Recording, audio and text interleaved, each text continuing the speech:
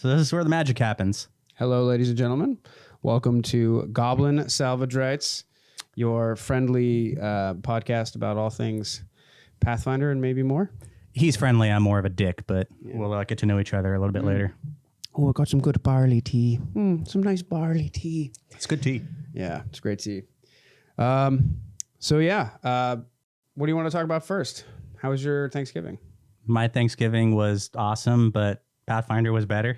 Yeah. Yeah, seriously, I spent most of the weekend with all my books like spread out all over the room because there's just way too much coming out these days, and I can't keep up with it. So that's largely why I wanted to do this, so I could talk about it, which will make me have to read the damn books, you know? And, he was. We were going on a walk before this, and he started jabbing about our topic today, and I'm like, no. Come on, Robert, I want to talk about this. Come on, Robert, I want to talk about that. Okay, so I guess we'll just jump into it then, because it's because we really haven't played any Pathfinder the past couple of weeks. No, it's been Pathfinder less for a good long while, but that's normal, right? I mean, how many of you guys have your games going kaput in the winter? Yeah. Nobody wants to start up till January because everybody's in Missouri or something stupid like that. I'm going to be gone for 3 weeks. Yeah. Fucking $200 tickets to Florida. Sign me up. I'll just crawl up your stairs and like put all your Pathfinder books on the floor and cry into them and wait for your return. Please come home. I know, right? That's what happens when you don't have any friends. Oh. So yeah, today's topic is chase scenes. Chase scenes, yes. Vroom, vroom, chase. Sometimes you want to be the one doing the chasing. Other times you want to be chased. Sometimes you just don't get a choice, but you need rules for it. It's true. Where do I find these rules, Robert? You can make them up, or you just listen to our podcast. Yeah, you can. And if you make them up, you're going to be like this schmuck who's probably been doing it a little awkwardly for about 20-something years. But these days, there are smart people who get paid to come up with this stuff. And our particular chase scene rules come out of the Game Mastery Guide, page 156, 157, for those of you playing at home. Chases, man. Can you think of a single story that doesn't have one? Can I think of a single story? No, because I think we forget all the boring stories, and most of the good stories have chase scenes of some kind.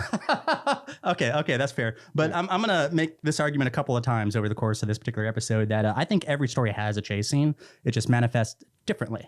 You know, some are obvious, like I'm driving a car and you're trying to shoot me in the back of the head because you're in the car behind me. Yeah.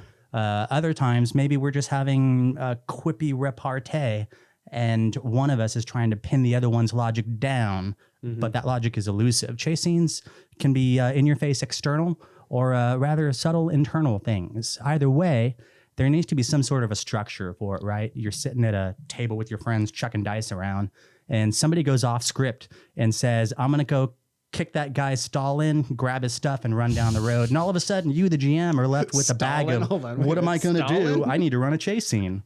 So I've hit that a few times in my GMing career, such as it is. I think the first example you had was the name of the movie eludes me.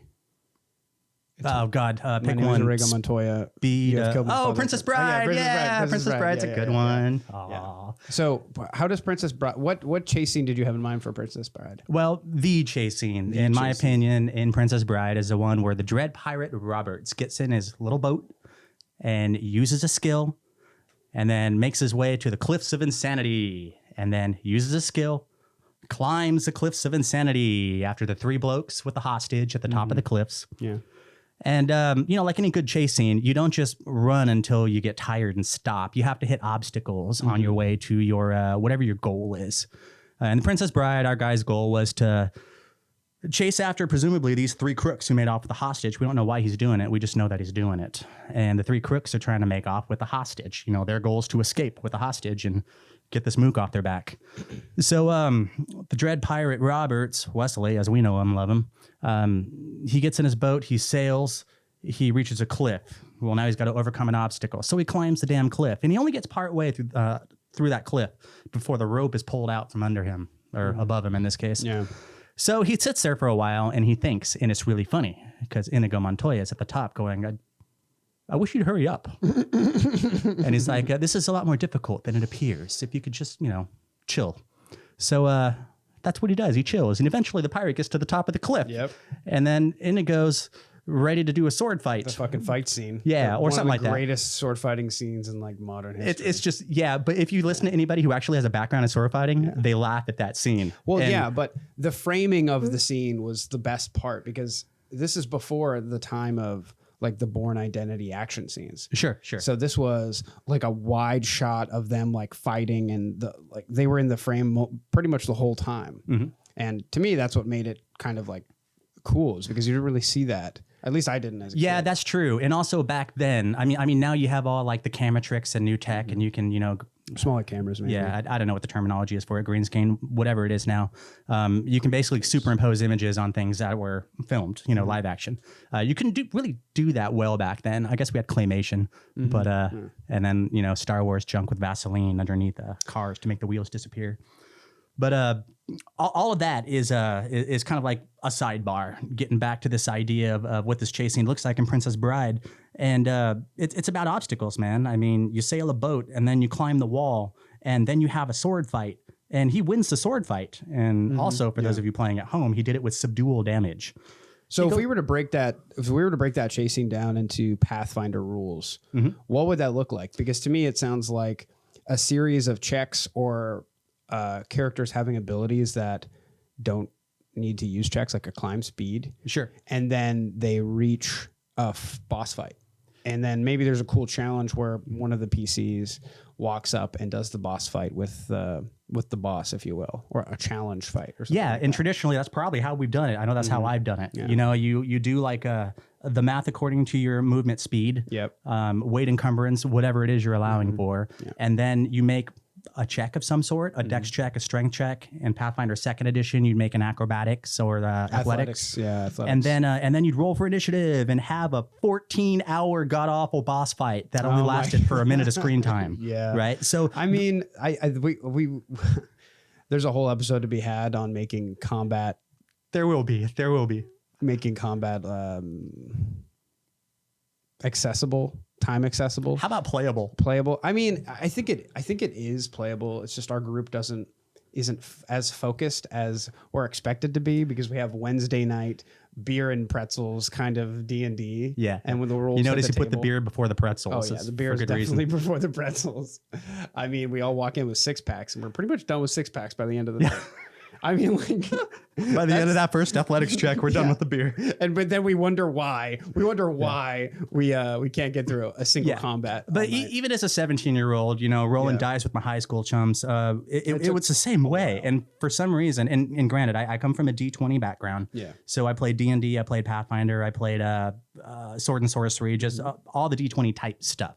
And that game is very geared towards the idea of roll for initiative and then spend the next 4 years of your life trying to get to the end of combat. That's sort of it. And one of the reasons why I wanted to talk about chase scenes is chase scenes are quick, if nothing else. I mean, that it's by design. Characters in chase scenes don't have time to think; they have time to react, and that's the beauty of it. And it builds suspense, right? And that suspense needs to be honored through the a well-paced, structured scene. So you need rules that get you in and out real quick. Otherwise, it's not a chase; it's a slog. And who wants to play a slog? So if I remember correctly, the last time I played an actual chase scene as written in an adventure was probably for a Pathfinder Society event or something like that, back when I was in Florida. Supposedly 4 hours long. Supposedly until combat gets in there. Yeah. And I remember it was just a series of checks where we were like jumping from rooftop to rooftop, I think.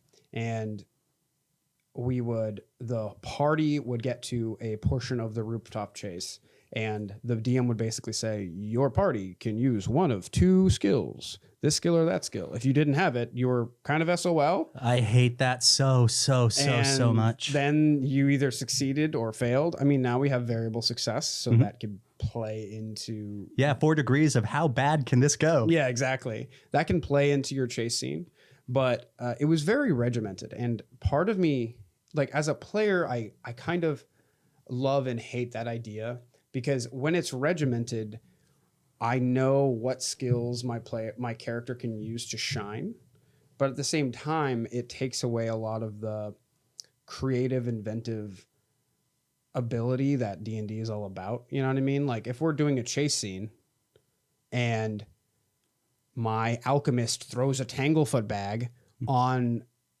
the purse snatcher. The purse snatcher, and they get tangled, like the chase scene could be over. It's done, right? Before it even started. Exactly. So where's the mechanic that says, no, that's not how this artificial structure works for this narrative we're trying to do? And that's really what it is. All of role-playing games, every single role-playing game out there without exception, I'm going to put $10 on that statement. And I know somebody's going to prove me wrong in the comments below. We'll lose $10. It's a series of structures that try to enhance, create, push forward a satisfying narrative. Now, the satisfying narrative that one has for a chase scene might not be one that one has for like a combat scene. For a combat, I love rolling initiative, and I joke about combats that last 14 hours, but I like the efficiency exercise, especially in Pathfinder 2nd Edition, the 3-action economy, your abilities, your focus spells mixed in with stuff you can do naturally, mixed in with things you have. Just having a heritage and ancestry that you can pull upon to influence your combat options. And those are powerful abilities. Like, let's be some honest. of them are, a lot of them are janky weak, but some of them are. That's true. I'm an ancestry nut. I love the Ancestry Handbook. It's my favorite book they put out to date for the 2nd edition.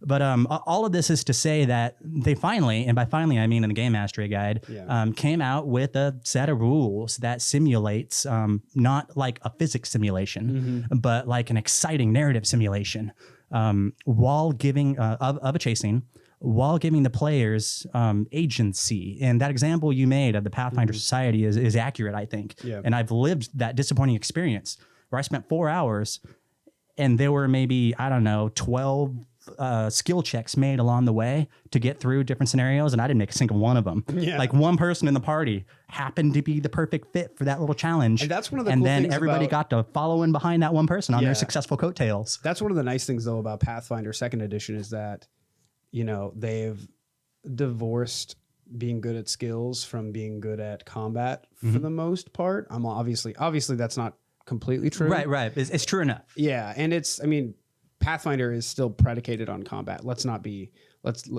is a combat game. Right. And that's just a golden cow that's been held over since 3.5. Yeah. I mean, how big is the chapter in that 600 plus page book on combat alone? Exactly. Yeah. So, I could tell you right now if I had the time. But yeah, so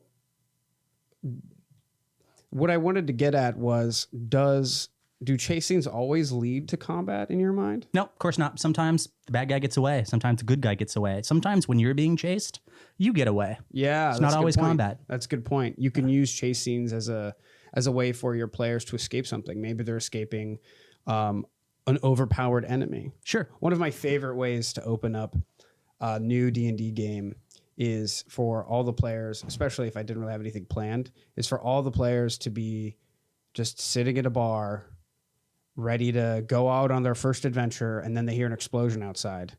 And one of the players steps outside, or maybe the door is open, and you see just someone through the door frame running away and then getting melted by fire. So everyone's like, somebody else can have a chase scene, and you're watching it. Yeah. And there's a different framework for that scene. Exactly. So you step outside and you see, there's like an ancient red dragon attacking the town. Yeah. Boom. Chase scene. How are the players going to escape the destruction of this moment in time? You know what I mean? Yeah. It's the classic Indiana Jones. Outrunning the fireball, or Indiana Jones is outrunning the boulder. The fucking marble, right? Yeah. Marble. The very, very large marble. The very big marble. But yeah, so chase scenes don't have to be your players chasing a bad guy or a good guy. Right. They could be being chased. And they could be chasing someone intellectually too. Yeah. In the case of the conversation we did before, or even pinning down a train of logic, I'm sure there's examples all over the Sherlock Holmes canon about this as well. But two ways I was thinking this morning about the chase scene, being chased or doing the chasing, is the type of movies we like to watch. I mean, like every James Bond movie you're ever going to see, we're gunning for somebody, and we either get them or they get away. Exactly. But either way, that's kind of it's a straight line from point A to point B. Yeah. But if you're in Friday the 13th, let's say, like a horror movie, you're 17-year-old, you have sex, and then your boyfriend gets gacked, and you run through the forest, and then you get gacked. That's a whole different kind of chase scene. I mean, but it horror uses the movies same are effectively structure. chase scenes. That they are, yeah, Like yeah. the whole in movie reverse. is a chase scene. I mean, not a lot of weird chasing after what's his name, Michael Myers going on in the movies. That's true. Though I would pay to see that. That's true. We actually just saw Resident Evil last night, the new Resident Evil that came out. Welcome to Raccoon City. I'm afraid. I want to, but I'm afraid. It was as yikes as you probably imagine. Oh, I hate that so much. So yikes. Oh man, the whole thing. But I have a conflicted relationship with that franchise. But yeah, geez. Yeah. I don't really have much of a relationship to the franchise at all. I went to the movie blind, and I walked out kind of flabbergasted with all of these classic movie blunders you don't expect. I mean, it was a bit of a B-rated movie, but we saw it in theaters, which was cool. So I figured if you're good enough to get into theaters, right, then you have to be, you can't make all of these mistakes, and yet somehow they did. But I mean, some of the chase scenes in that were comical. It's almost like they pulled the video game right out of the video game and put it into the movie. Yeah, which is a total crowd service for some people. Yeah, I think and that's what it mind-bogglingly was. Stupid for others. It was a giant movie of. I want to go back to something you said earlier about like Princess Bride, which is how we got started on this conversation. You know, we're in the boat, we roll a skill check because you know we are the Dread Pirate Roberts in this scenario. Yeah, and then we scale the wall a certain. To get to a certain point, we do our skill check. We hit the obstacle, which is, oh no, the rope's gone. And we make our skill check to not fall to a watery death. We get to the top and we fight Inigo Montoya in a sword fight, right? But that's not roll for combat, not according to the rules of the chase scene in Pathfinder 2nd Edition. That's yet another skill check. Right. And then we move on to the journey to Andre the Giant, and we have we go from having a strength of skill with our rapier to having a test of might with our brawn. So we do wrestling and we win, but we don't roll for initiative according to the rules here as outlined. That's yet another check. Okay, this sounds boring the way I'm describing it. And then we continue on to Vizini and we have ourselves a test of wills. Battle of wits. A battle of wits, right? Yeah. And eventually we have to drink it, and we all know how that ends up. And we still haven't rolled for initiative in this chase scene that we're involved in. And then we get to Buttercup, and we try an intimidate check on her. Remember what happened there? She pushed us down the hill. We failed that chase scene. And then we scream, as you wish, and she's like, oh, my sweet Wesley. And she comically tumbles down as well. Not a single initiative rolled.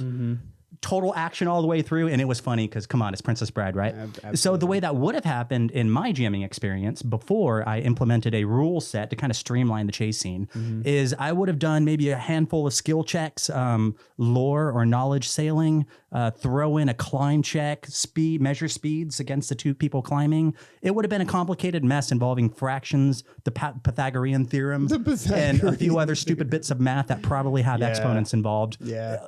And I'm looking at you, Hero System, with Stephen Long. It's just, it doesn't need to be that complicated. So in this particular system, let's imagine there were 4 Dread Pirate Roberts. Okay. And we were all sailing the boat and we were all climbing the rope. The way this system works is elegant in its simplicity because it keeps the pace going. It never says, okay, we need to open up our collective books to page 66 and read 3 pages just to make sure we understand this one rule. Or ask your players to do the homework beforehand. Yeah, exactly, right? Good so fucking luck. 14-hour combats are what I'm trying to avoid here. Exactly. So in this system, you have basically an obstacle. So in the first case is we need to sail a boat. Does anybody in our party know how to sail a boat? Well, how do we get this boat moving? And one guy says, oh, I've got sail lore, right? There you go. So I know how to sail a boat. Great, roll your dice. So you roll and you get a success. If you get a success, but not a critical success, you get a what's called a chase point.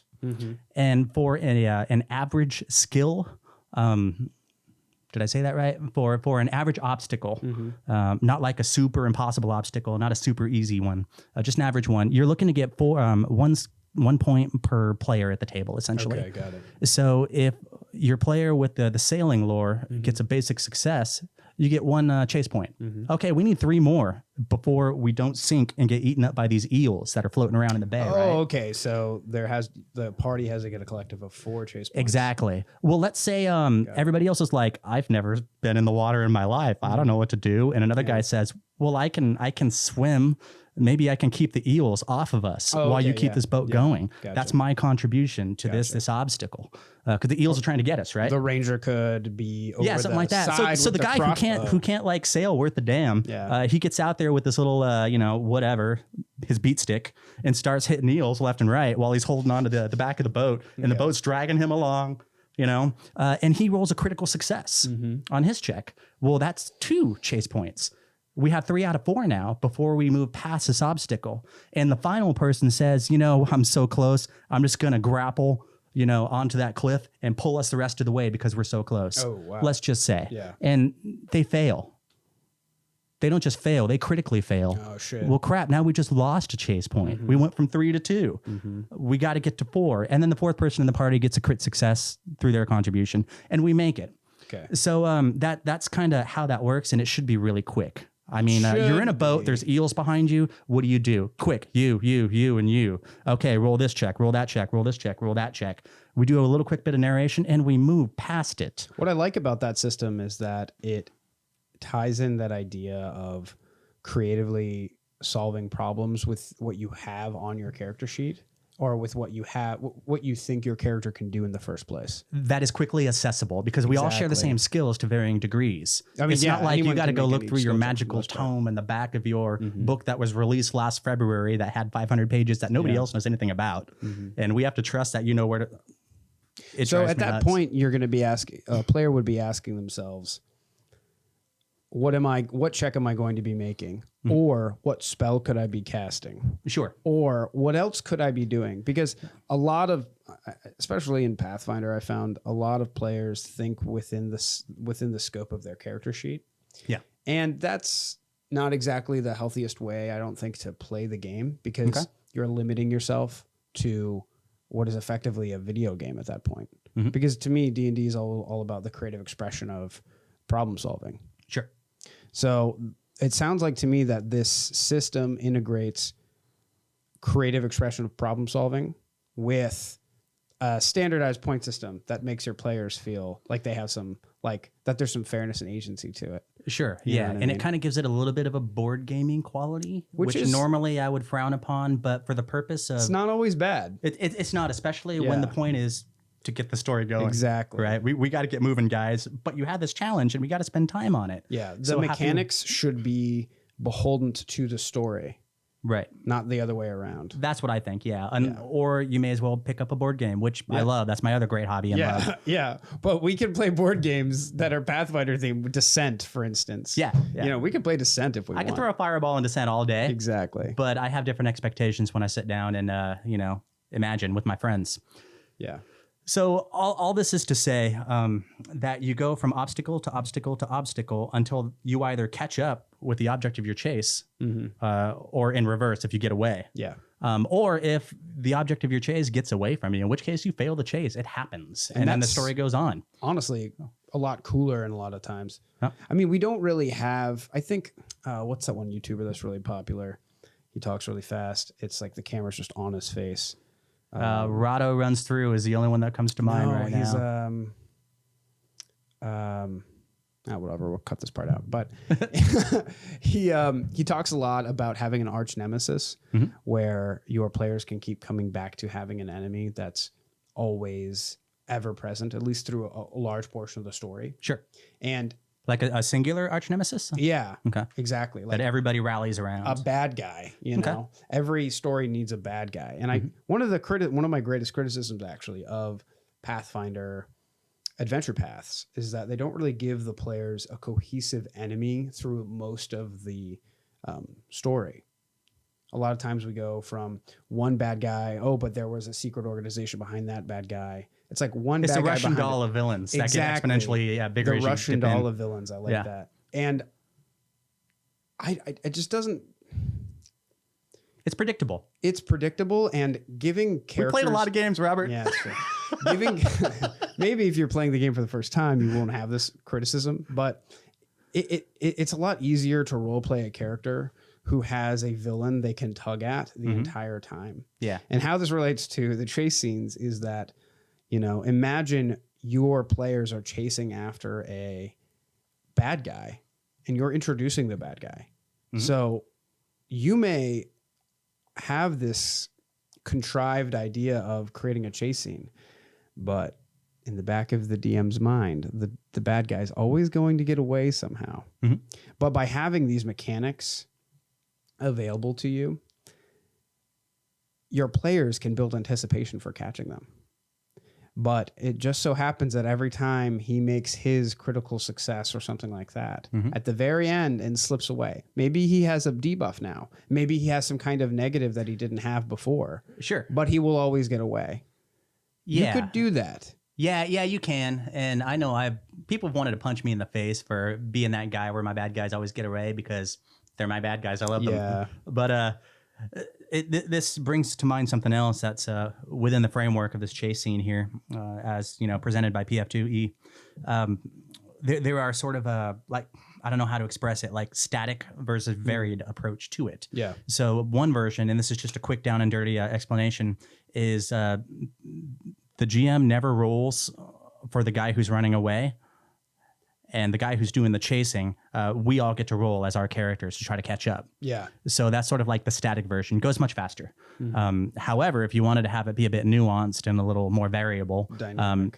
Dynamic. You can have like instead of the villain always being like one step ahead and we try to catch up, maybe the villain rolls a critical success and now he's 2 steps ahead and then critically fails on another one and he drops back to 2 behind and we finally catch up. There's some board gaminess to that though. Like how do you express to your players that the bad guy just got 2 steps ahead of you?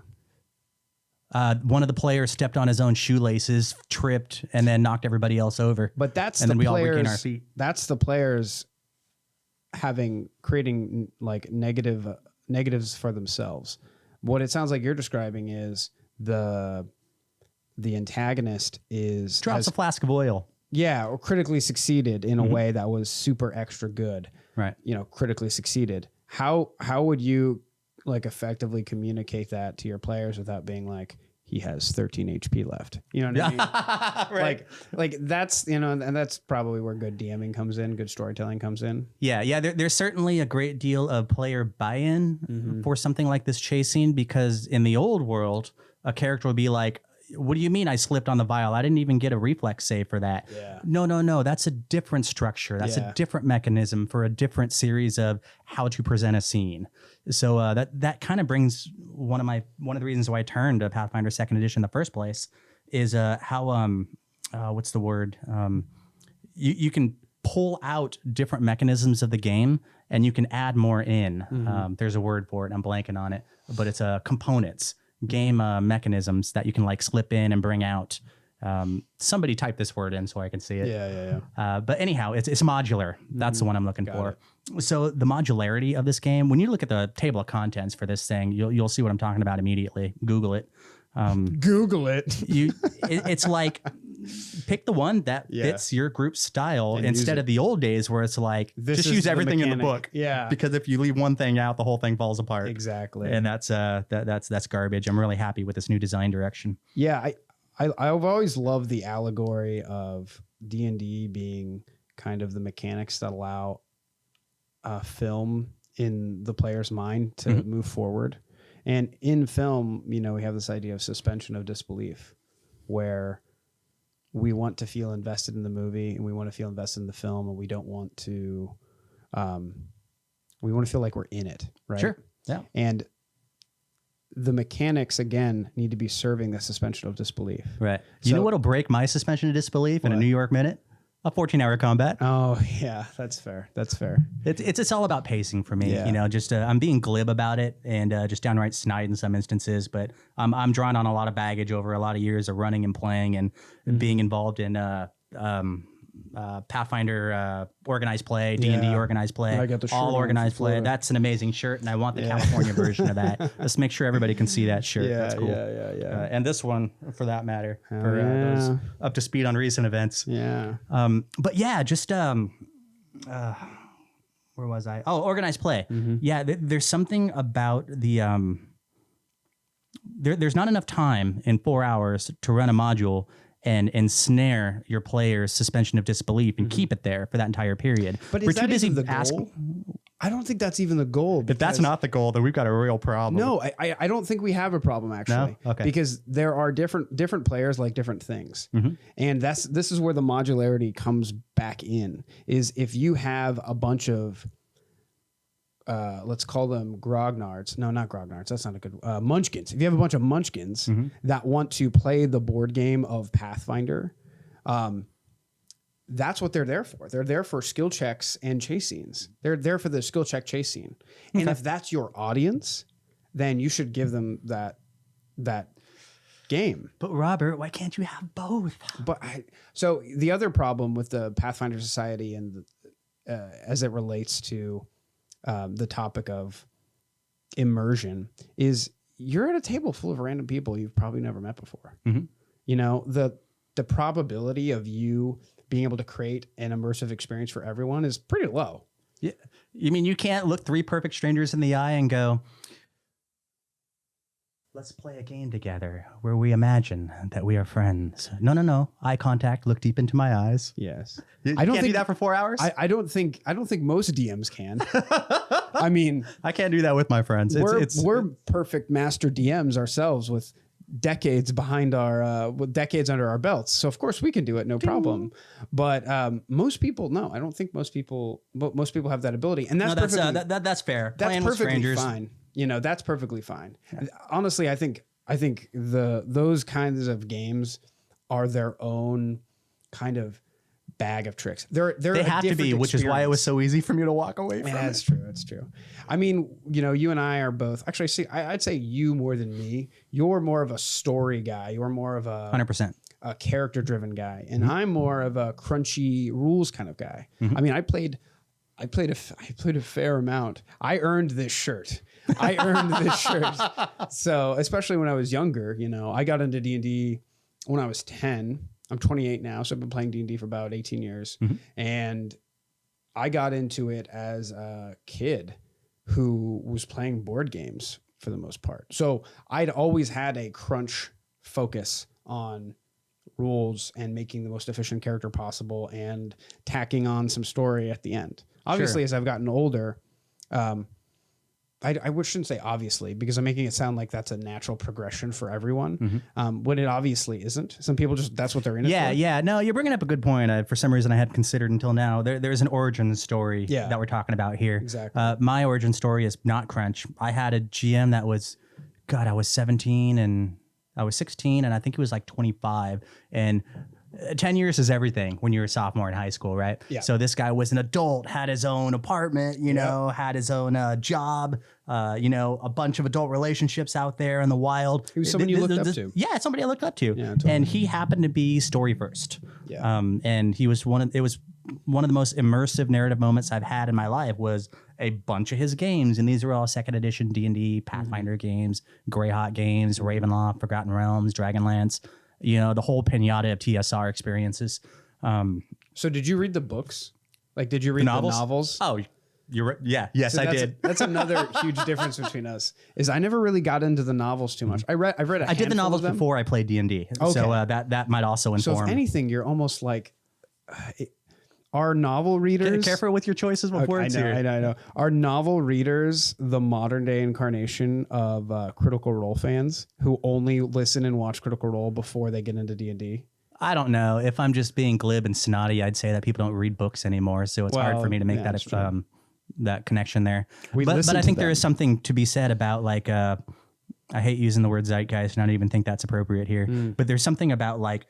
the era of gaming and what the foremost medium was. Back then, it was novels. Yeah. Everybody didn't play role-playing games. Absolutely. Everybody read fantasy novels. I mean, J.R.R. Tolkien had his entire trilogy of okay, that's a separate podcast. Yeah. But his stuff, well before the first RPG I can think of that ever came to light. And fantasy wasn't a part of pop culture either.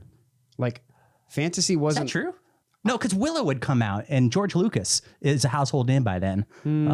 Star Wars, not the way it is today, sci-fi, but it's mostly fantasy. Not in the way it is today. Yeah, like we have I don't know where that flip happened. Yeah, but it did. It absolutely did. Everybody was like, "Oh, now I love fantasy." Oh, yeah, you jerks, we were there this whole time. Exactly. Yeah.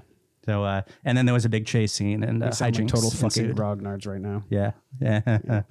Grognardism is relative. I'm learning as I get older. It is. Oh, it's certainly not me. It's the When people who you're came old- before me. Yeah, exactly. Exactly.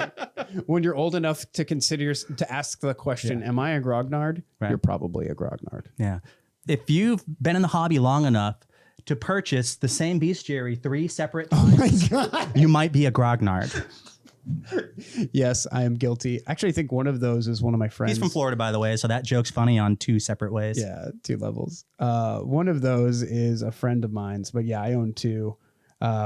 This core rule book, this beaten up core rule book. I have 2 core rule books because it got so trash. That is just delightfully loved, Oh, and I'm seeing the look at second one this. here. I don't know what you have against cursed. spines, but My spines are it's cursed. vicious. My spine, and this was Spine breaker, I think Robert. this is first printing. This is probably first printing. So it's got all the bad rules in it. Oh yeah. all Did the- you have to all go the over bad certain rules. areas in Sharpie and highlighter just to We fix don't things? read the books. We just look at the pictures. How do you deal with errata? That's what we archives. The Archives of Nethies is my rule book. Yeah. This is just here for pictures. Okay, that's fair. They could It's just becoming print mine. the pictures. Yeah. Honestly.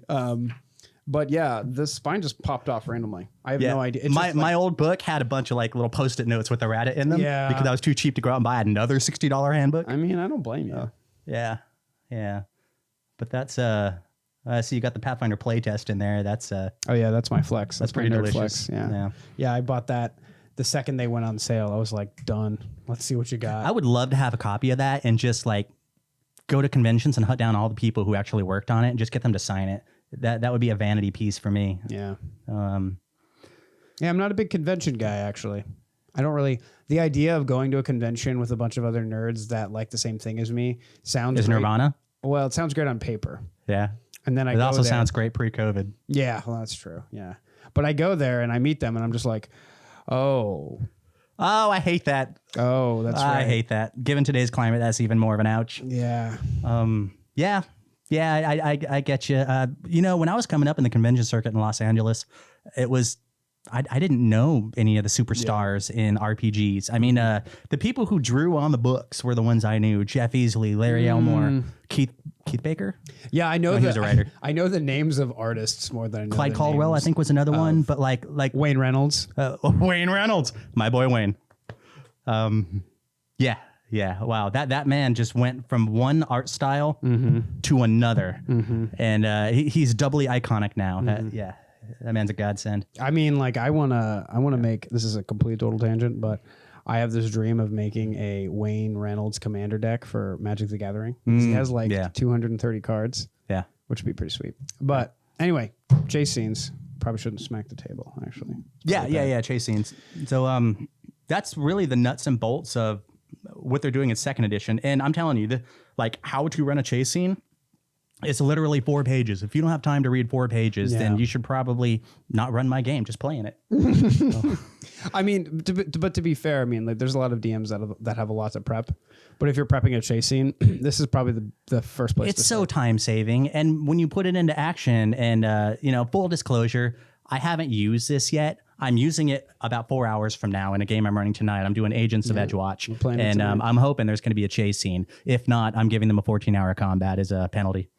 I mean, it's like Edgewatch is like you play cops and robbers.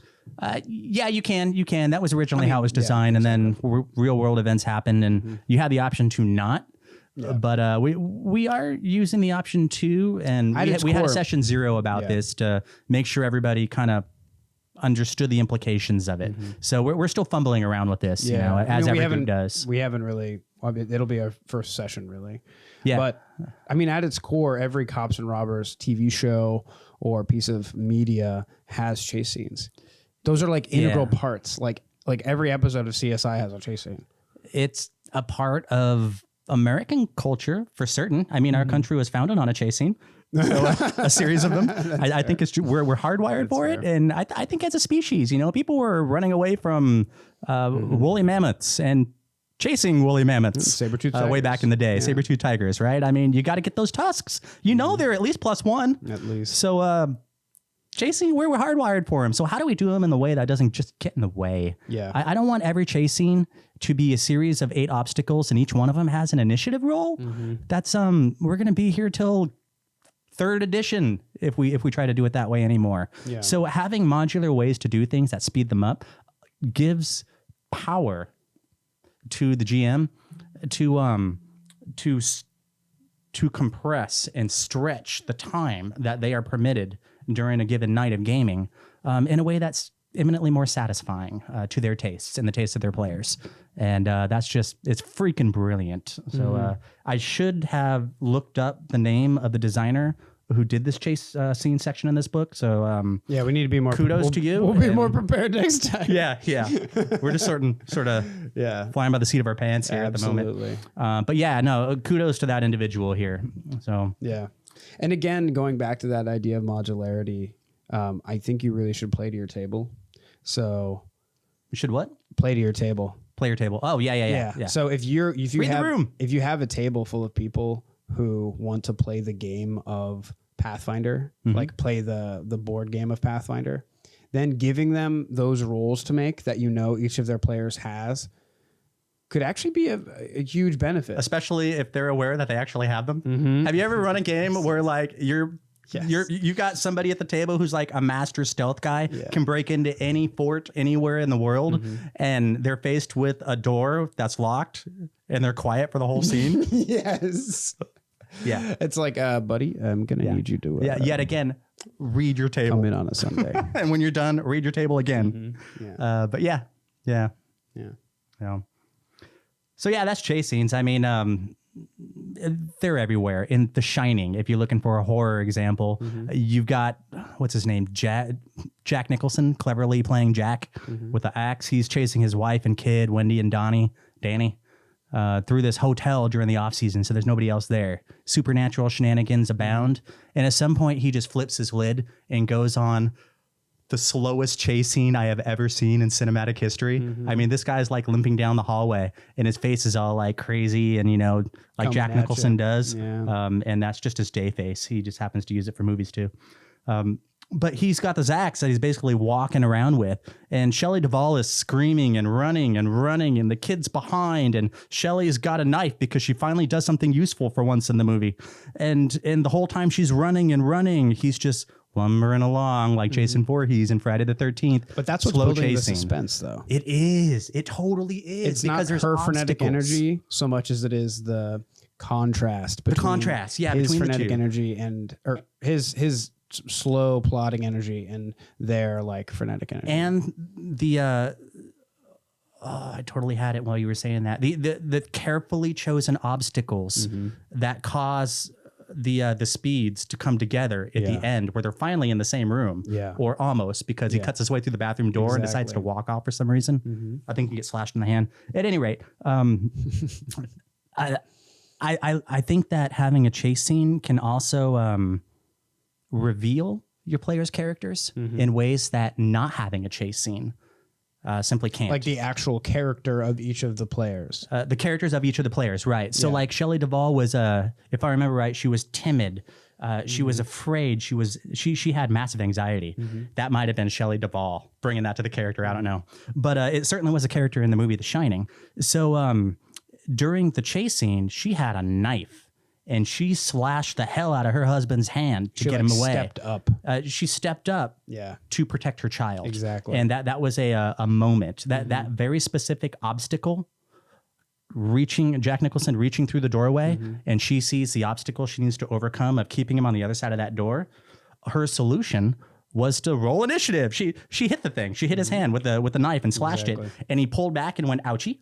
And then he, I don't know, fucked off somewhere else in the hospital or the hotel, and and then the chase scene continued after that into that glorious hellscape of the snowy backyard. Do you remember that? The kid's running around in the snow, and he's like, "Where are you?" And he freezes it to death. And it's hard to forget, honestly. It's pretty iconic. So iconic. Yeah, it's hard to forget any scene in that movie, honestly. But the characters were put into very specific places where they had decisions that caused their characters to be revealed.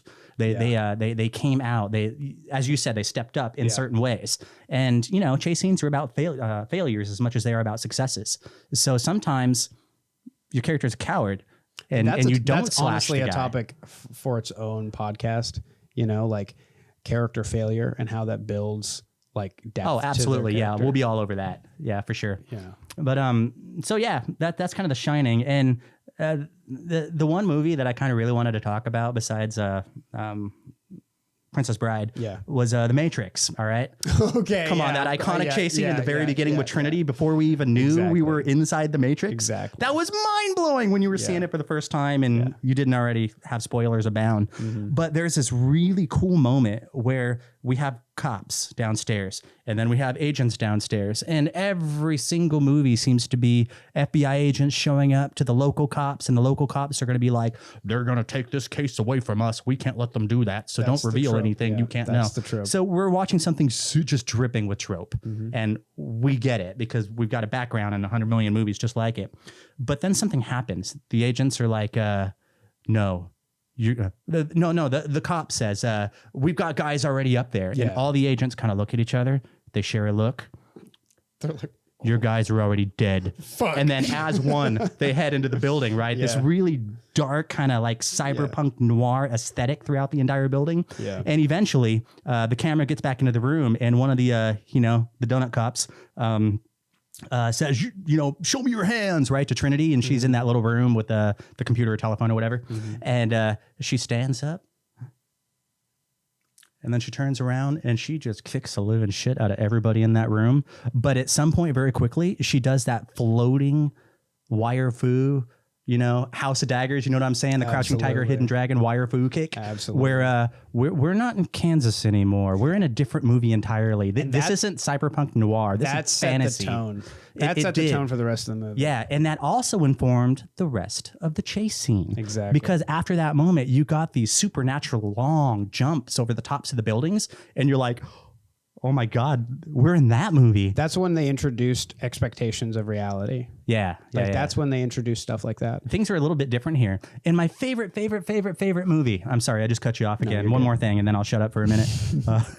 You're going to find this is difficult for me. But that final jump, do you remember there was like a jump, and then there was a longer jump, and then there was a supernaturally long jump, and then there was the... like twice flying. The world record in Olympics jump. And this incredibly competent and powerful woman dressed up in awesome leather and latex and, tight hair. And she's just super competent and proficient. Not a single missed motion anywhere in that entire chase scene, right? This woman gets away, right? This is the action woman who gets away. She tumbles down the bottom of the stairs after going through that tiny ass window. Yeah. And she gets to the bottom. She puts her gun up on the window, and you can see she's sweating bullets. She's like, get up, Trinity, get up. She's scared. Yeah. No, not that woman who just jumped over like all the rooftops in New York or wherever it was they were. She's super competent. Why is she afraid? Yeah.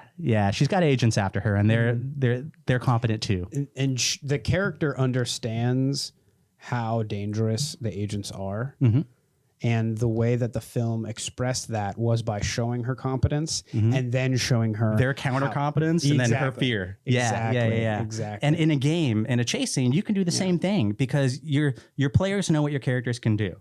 And they know generally how competent they are because of their level. Right. And if you have Rob playing at your table, the players might also know what all the monsters can do because they have 3 of the same book in their collection. I have a memory that's fairly accurate. Right. So it's really fun for me to take like a system like this chase system here in PF2e and find ways to have each of those obstacles that the group together overcomes and have the obstacles be more meaningful for one player over the other 3 or maybe all 4 of them have equal meaning to all 4 of them, but in some way get one or more of them to be revealed in that moment because it's a chase scene, right? How much collateral damage is there in every chase scene we ever see? A lot. If you're in a car chase scene, people might die. So what does your character do? Does your character slow down to prevent the grandma with the bag of groceries from getting hit? Or do you speed up and, well, them's the brakes? What does that say about I'm your now character? chaotic neutral. Exactly. Or whatever. Right. Exactly. So it's chase scenes are revealing just by default, I think. And they can be more revealing if you, as a DM, put these quandaries in front of your players.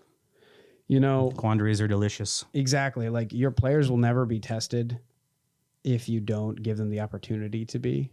You're really posing the questions as and get them invested in the in those moments. As the DM. Yeah, exactly. Yeah, I mean, player buy-in is everything, but we still need to make the meal tasty. We have the seasoning. Mm-hmm. Yeah.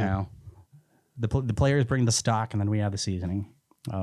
I don't cook, so I don't know if that actually works or not. But, Yeah, I don't either. I'm sure somebody will let me know. I mean, I do cook, but yeah, I know what you mean. Yeah. Cool. So are there any other final thoughts you have for chase scenes? I still don't know how I'm going to run mine tonight, but it's probably going to involve produce and goblin culture. Oh my gosh. Have you ever seen Avatar: The Last Airbender? Unfortunately. Oh, you have? Unfortunately? Yeah. There's been several of them, so I don't know which one you're referring to. I've seen the M. Night Shyamalan No. I'm talking about the cartoon, like the cartoon. And, you call it a cartoon? I thought it was an anime. Isn't there a difference? Oh yeah, I mean it's a Western made anime. Like I don't know these things. That's actually like its own ball of wax because it was, it's its own ball of wax. Okay. But so I have not seen the. There's Last this Airbender. famous. There's a running gag in the show where basically there's a guy with a cart full of cabbages. And during every chase scene or nearly every chase scene, somebody bowls into it and exploding cabbage. Exactly. Okay. I think that's hilarious. I do too. Yeah. I do too. And I think that's the kind of thing you could add into your games. Oh, totally. Running jokes are always appreciated by players. I don't care what they say. Mm-hmm. Like it's. And you give I've never actually seen a running joke given mechanics. Yeah, that's a good point.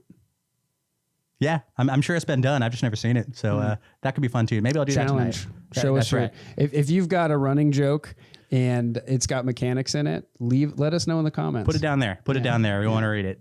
Yeah.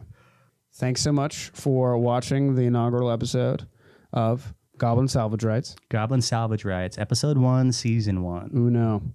Are we doing seasons? I don't know. We'll probably talk about that later. Yeah. But maybe one really long season. I don't know. The season that never ends, like a George Martin novel. Season 1. I'm all about that. If you enjoyed hanging out with us, then consider subscribing, liking something. If you're listening to it via podcast, you can find links to a bunch of stuff we're probably going to have ideas for in the show notes. We'll probably put like the link to the archive of Nethy's section on DMing down there, along with some other stuff you could check out. Yep. Thanks so much for watching, and we'll see you next time. Yep. See you guys.